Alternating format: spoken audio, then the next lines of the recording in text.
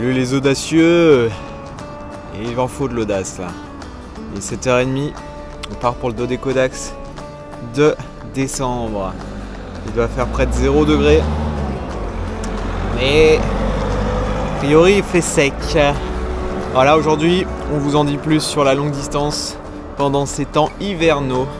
Comment appréhender tout ça et faire en sorte que ça se passe pas trop mal. Voilà, c'est parti.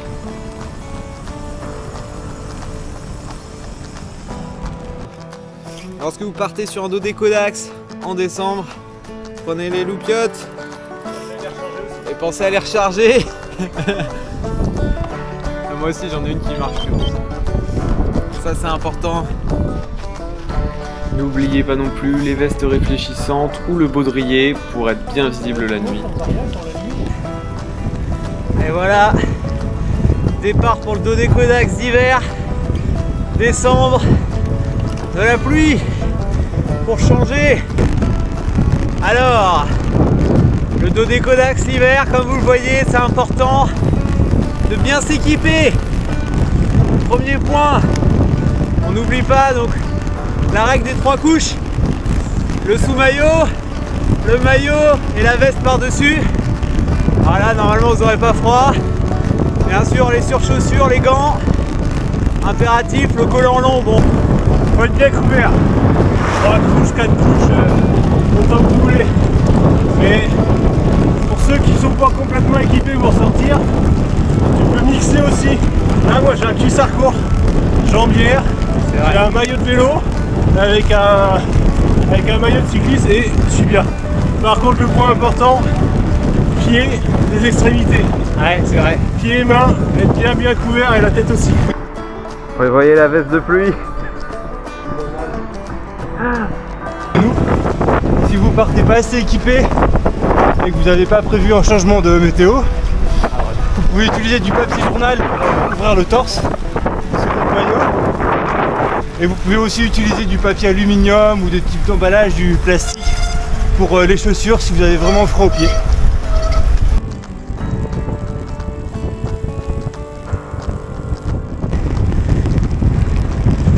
Alors, deuxième point les amis, l'hiver, au Dodécodax, faites des pauses courtes, pas des pauses longues parce que pour repartir, c'est plus compliqué. On a du mal à se réchauffer après. Je vous conseille de faire plus de pauses courtes, moins de pauses longues. Voilà. Et plus nous avançons, plus la pluie s'intensifie et avec ça notre motivation décroît, malheureusement. Mais on garde espoir d'arriver dans le Maine-et-Loire. Alors les amis, prévoyez une belle journée pour faire votre Dodécodax d'hiver. Ne prévoyez pas ça la seule journée où il pleut. Comme nous, on est à 2 doigts de rentrer en train. Le truc c'est que là il prévoyait couvert, il prévoyait pas forcément de pluie. Je vais avoir comme des bleus. Par contre, le parcours était optimisé avec le vent, vent de face à l'aller et vent de dos au retour. Ça, c'est une chose à prendre en compte. Et voilà, ça fait à peine 50 km qu'on est parti. On a déjà trempé les doigts de pied au bout des doigts. Voilà les amis, pour se réchauffer dans ces cas-là, rien de tel qu'une bonne bosse. Un bon pourcentage là, ça réchauffe tout de suite. Et une petite astuce, visualisez un feu à l'intérieur de vous, alimentez ce feu pour vous réchauffer. Technique de visualisation, voilà, c'est cadeau. Les éclaircies. Après la pluie, le beau temps. Ça va pas durer.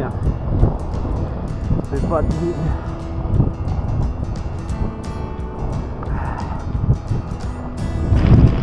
L'hydratation, on n'en parle pas beaucoup, mais hyper important de bien s'hydrater aussi l'hiver. On a tendance à moins boire. Donc c'est important de bien boire. Bon, on boira toujours moins qu'en été, ça c'est sûr. Mais il faut y penser. Alors moi là aujourd'hui j'ai testé de mettre du thé bien chaud en partant. C'est pas mal. J'ai une gourde qui est en inox, ça fonctionne bien, mais pas isotherme, du coup c'est pas resté chaud longtemps. Bon voilà, peut-être la prochaine fois j'essaierai qu'il y ait un bidon isotherme. Mais voilà, en tout cas à faire c'est pas mal. Ça réchauffe au moins le temps du départ. Alors ici, le vent nous empêche d'entendre ce que nous dit Guillaume, mais ce qui est important à retenir, c'est qu'au niveau de l'alimentation, privilégier plutôt le sucré l'hiver, parce qu'il faut recharger les batteries. On a tendance à se vider un peu plus avec le froid pour maintenir une température corporelle. Là où l'été, on va avoir plutôt tendance à privilégier une alimentation plus salée.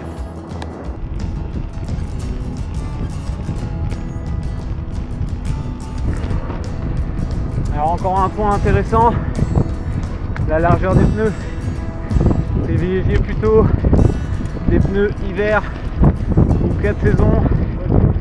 Je pense notamment au Continental GP 4 saisons.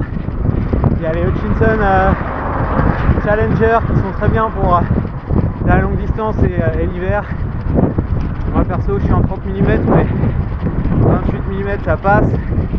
En dessous il y a peut-être un peu moins d'adhérence, et gonflez pas à bloc pour pas justement perdre l'adhérence.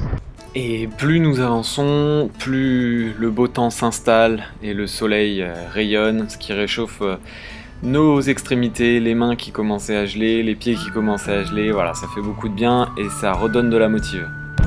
Et bien, comme quoi on peut avoir du soleil et de la grosse pluie dans la même journée.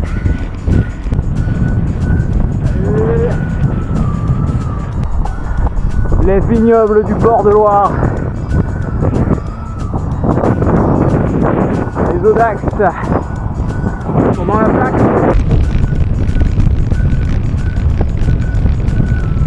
Les bords de Loire. Et voilà les amis, parfois nos décodax d'hiver ils sont un peu plus difficiles que les autres, c'est normal. On peut avoir envie d'abandonner comme on l'a eu il y a à peu près quelques heures. Mais voilà, il suffit d'un beau soleil qui découvre, un beau paysage et la motivation revient. Donc ne prenez pas de décision hâtive. Ça vaut pour tous les BRM, les Paris-Brest. N'abandonnez pas trop vite.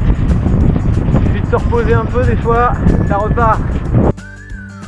Faute de bar PMU ouvert en ce dimanche de décembre, on décide de s'arrêter pique-niquer dehors. Heureusement le soleil nous réchauffe bien, donc c'est largement supportable de rester un petit peu dehors, mais on ne s'attarde pas trop non plus.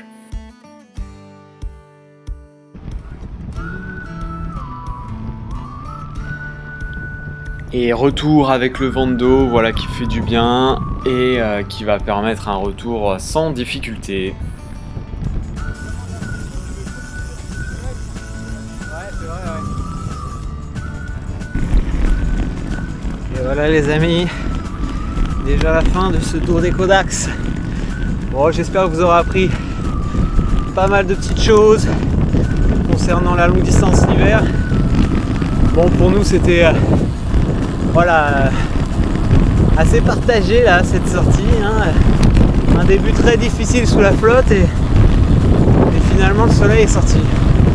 Et là ça se recouvre. Bon bref, à bientôt les Audax et puis on se retrouve pour la prochaine vidéo.